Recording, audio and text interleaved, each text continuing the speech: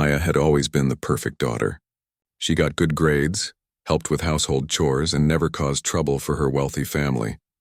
Her father owned 3 successful restaurants in the city, and her mother spent her days organizing charity events for the upper-class social circle they belonged to. Everything changed the day Maya walked into the living room with trembling hands and told them she was pregnant. The silence that followed felt like it lasted forever.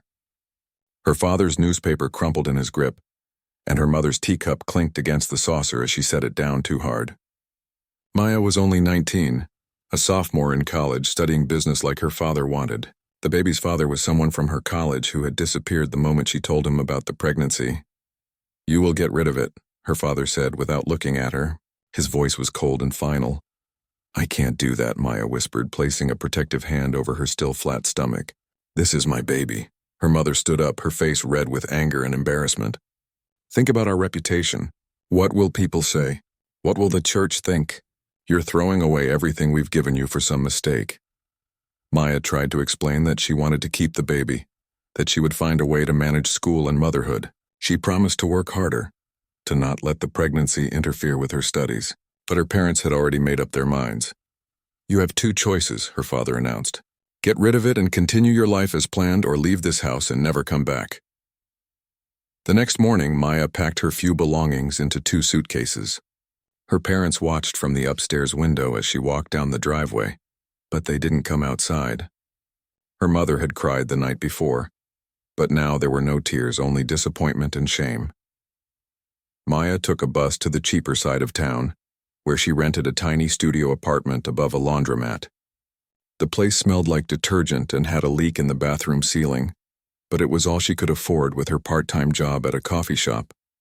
She had to drop out of college because she couldn't pay the tuition without her parents' help.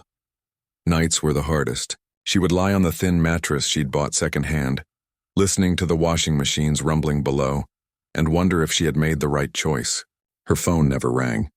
Her parents had blocked her number, and her old friends from college had stopped calling once word got out about her situation. The coffee shop job barely covered rent and food. Maya started showing at 4 months, and some customers would stare and whisper about the young girl working there, with no ring on her finger. Her manager, Mrs. Chen, was kind, but couldn't offer more hours or better pay. One evening, as Maya was walking home from work, she felt dizzy and had to sit down on a bench outside the community center. The building was old and needed paint, but it was clean and well-maintained. A janitor was emptying trash cans nearby, and he noticed her sitting there looking pale and tired. "Are you okay, miss?" he asked. He was a tall, thin man in his 30s with kind eyes and gentle hands that had seen hard work. Maya nodded quickly, embarrassed that a stranger had seen her moment of weakness. "I'm fine, just tired from work." The janitor, whose name tag read David, didn't seem convinced. He had a thermos with him and poured some hot soup into the cap. "Here, drink this. You look like you haven't eaten properly today." It was true. Maya had skipped lunch to save money, eating only a piece of toast for breakfast. The soup was warm and filling, and she felt tears start to form in her eyes at this simple act of kindness from someone who didn't even know her name. "Thank you," she managed to say.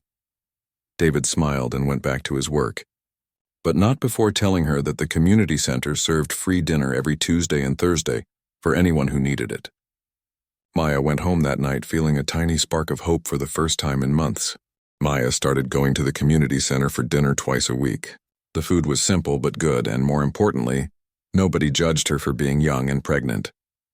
David was always there, setting up chairs, serving food, or cleaning up afterward. He never asked personal questions, but he always made sure she got enough to eat and had a comfortable place to sit. After a few weeks, Maya learned that David wasn't just a janitor at the community center. He also worked nights cleaning office buildings and weekends doing maintenance for a small apartment complex. He had a 7-year-old daughter named Sophie who came to the community center after school while he worked. Sophie was a bright, curious girl with pigtails and a gap-toothed smile. She wasn't shy like many children, and she started talking to Maya during dinner one evening. "Are you having a baby?" Sophie asked, looking at Maya's growing belly with wide eyes. Maya blushed, unsure how to respond. "Yes, I am. That's so cool. I always wanted a little brother or sister, but it's just me and Daddy now." Sophie's voice got quieter. "My mommy went to heaven when I was little. David appeared beside them, gently touching his daughter's shoulder. Sophie, let Maya eat her dinner in peace. It's okay, Maya said quickly. She's not bothering me. Over the following weeks, Maya found herself looking forward to these Tuesday and Thursday dinners, not just for the food, but for the company. Sophie would tell her about school, her friends, and the books her father read to her every night. David was quieter, but Maya noticed how he always made time to help the older people in the community center, how he fixed broken chairs without being asked, and how he saved the biggest portions of food for the families with children. One Thursday evening, Maya arrived at the community center to find it mostly empty. Only a few people were there, and David looked stressed as he tried to serve dinner by himself. The regular volunteers had called in sick with the flu. Can I help? Maya asked. David looked surprised. You're here to eat, not work. I want to help, Maya insisted. I know how to serve food and clean tables.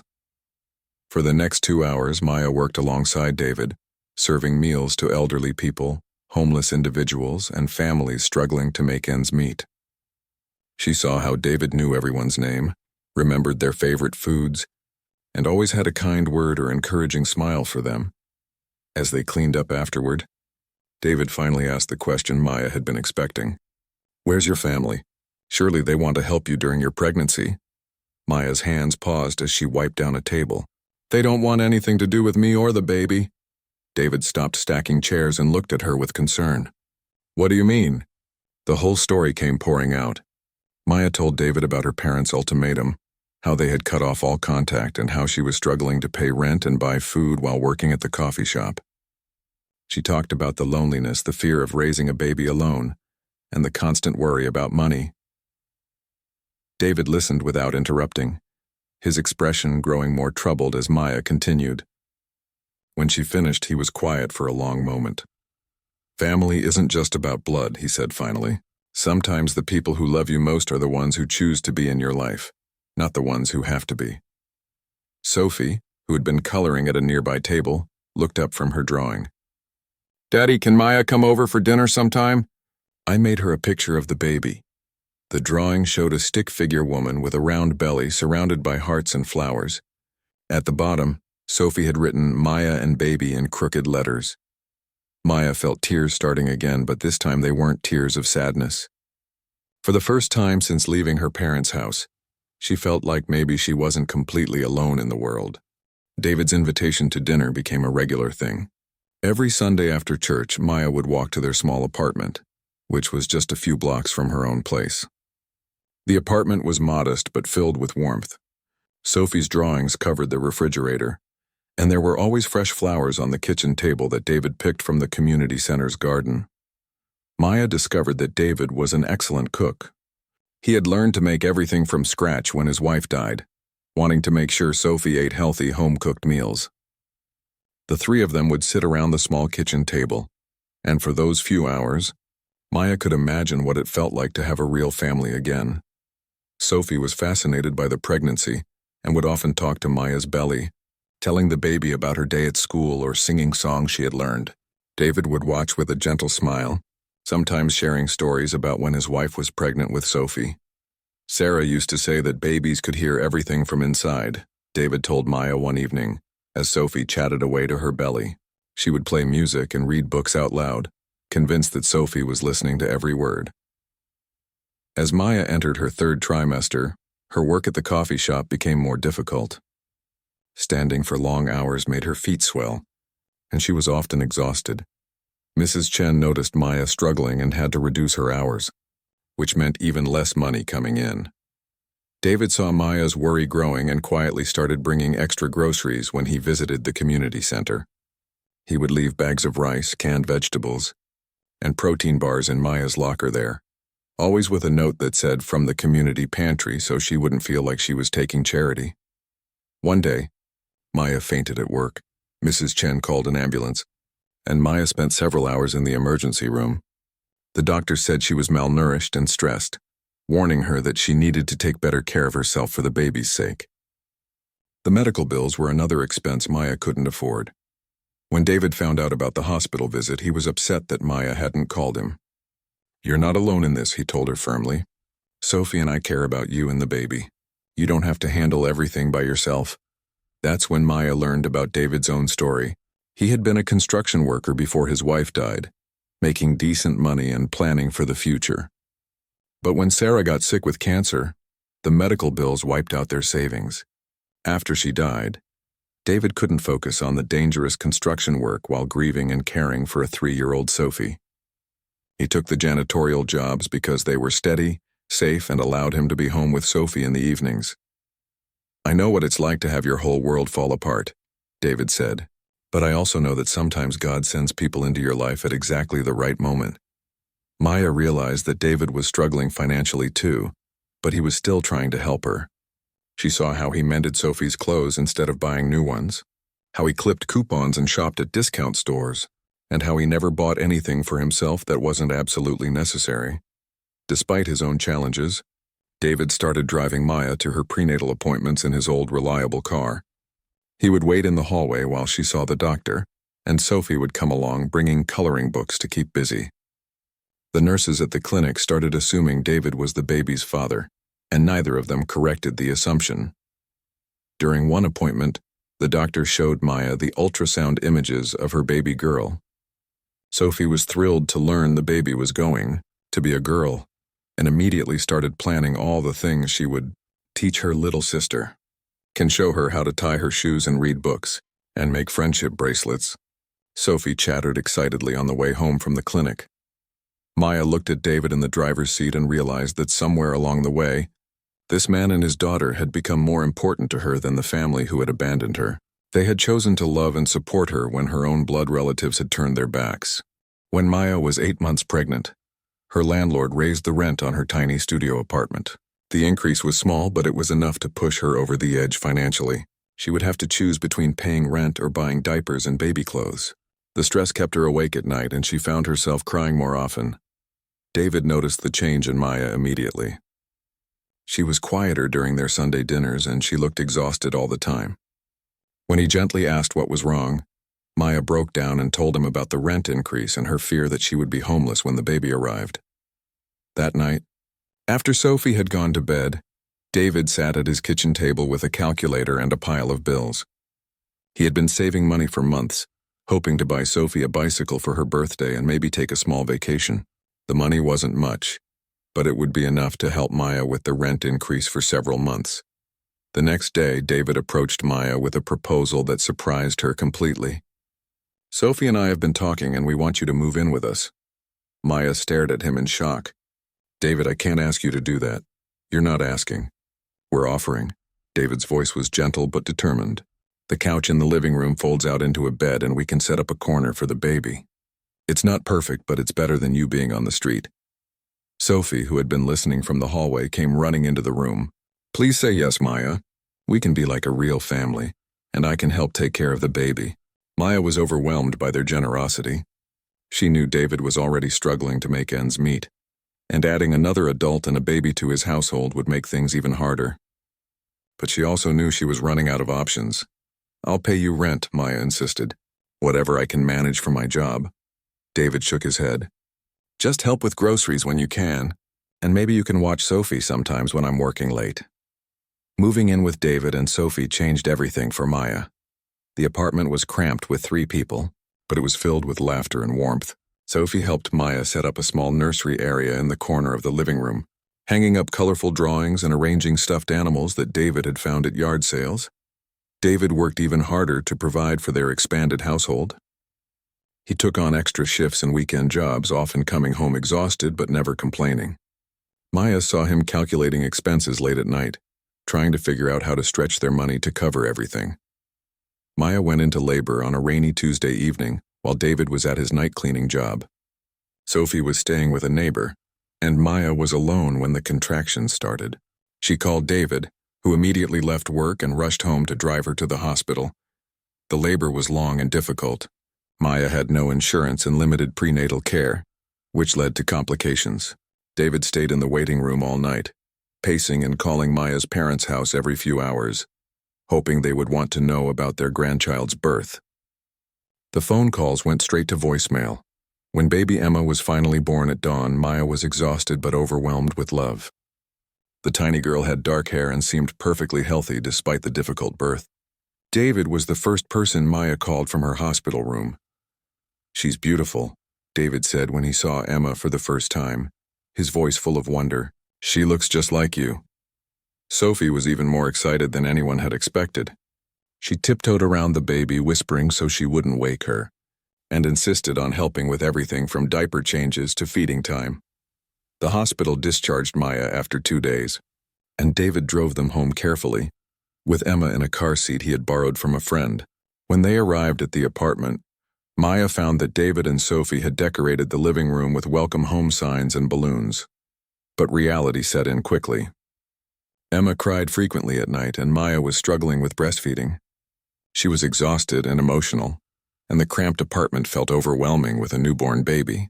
David would get up with Maya for the nighttime feedings, making her tea and walking Emma around the apartment when she wouldn't stop crying. Maya's parents still hadn't called or visited. She would stare at her phone sometimes, hoping to see a message from them asking about their granddaughter. The silence hurt more than she had expected, especially now that Emma was here and real. 3 months after Emma's birth, Maya received an unexpected phone call. Her mother's voice was stiff and formal when she said they wanted to meet their granddaughter. Maya's heart raced with hope and nervousness as she agreed to bring Emma to their house the following Sunday. David offered to drive her, but Maya insisted on going alone. She dressed Emma in the prettiest outfit they had and took the bus across town to her childhood home. The house looked exactly the same, with its perfectly manicured lawn and expensive cars in the driveway. Her mother answered the door wearing one of her charity event dresses, as if Maya were just another visitor instead of her daughter. Her father remained seated in his chair, barely looking up when Maya entered with the baby. "She's very small," her mother said, taking Emma carefully but holding her at arm's length, as if she were afraid of getting attached. Maya had hoped for tears of joy, for apologies and reconciliation. Instead, she found her parents examining Emma like judges at a competition. They asked about the baby's father, about Maya's living situation, and whether she planned to return to college. When Maya mentioned that she was living with David and Sophie, her parents' faces grew cold again. Her father finally spoke up. "You're living with some janitor. Maya, we raised you better than this. We're willing to help you now, but only if you come home and stop this foolishness."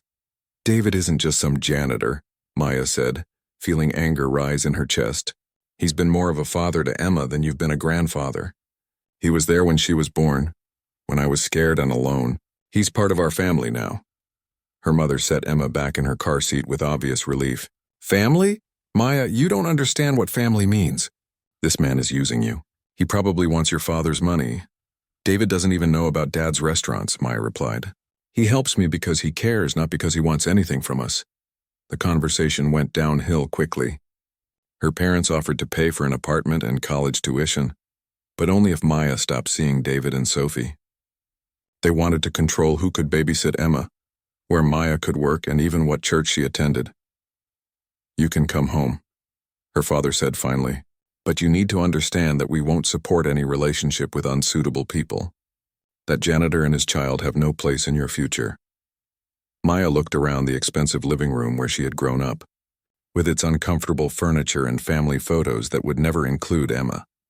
She thought about David's small apartment, where Sophie read bedtime stories to Emma every night and where laughter filled the cramped kitchen during dinner. "I already am home," Maya said, picking up Emma's car seat. "My real family is waiting for me." Her mother followed her to the door, making one last attempt. "Maya, think about Emma's future. We can give her opportunities, education, everything she needs to succeed." "She already has everything she needs," Maya replied. "She has people who love her unconditionally." The bus ride back to David's apartment felt longer than usual. Maya cried quietly, grieving the family she had hoped to restore, but also feeling a strange sense of freedom. She was no longer waiting for her parents' approval or love. When Maya walked into the apartment, she found David and Sophie building a blanket fort for Emma, who was gurgling happily in her bouncer.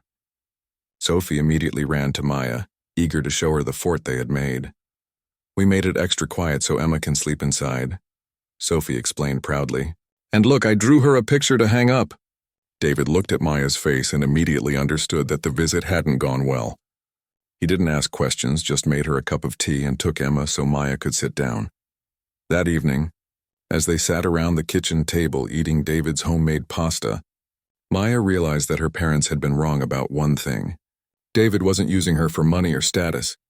He had never asked her about her wealthy background or seemed impressed by her father's business success. He loved her and Emma simply because they were part of his family now, the family he had chosen to create. Sophie was carefully feeding Emma a bottle, singing a lullaby that David had taught her. Emma's eyes were focused on Sophie's face with complete trust and contentment. Maya understood then that love wasn't about blood relations or shared last names. It was about showing up when someone needed you, about choosing to care even when it was difficult or inconvenient. 2 years later, Maya stood in the community center wearing a simple white dress, holding hands with David while Sophie held Emma on her hip.